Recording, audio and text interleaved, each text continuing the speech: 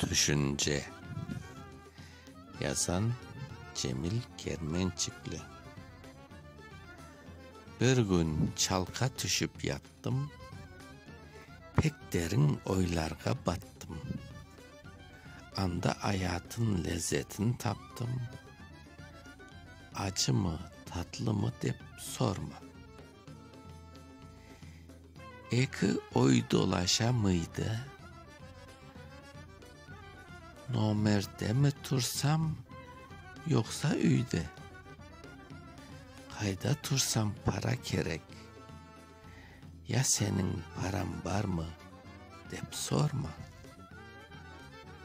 Çıktım yolga, para izlerge, bütçenin açığını tüzlerge, beş parasız boş kayttım.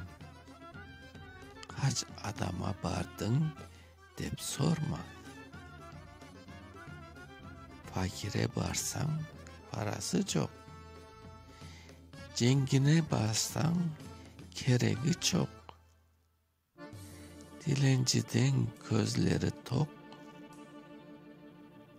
Günde nicesi gelgeni sorma.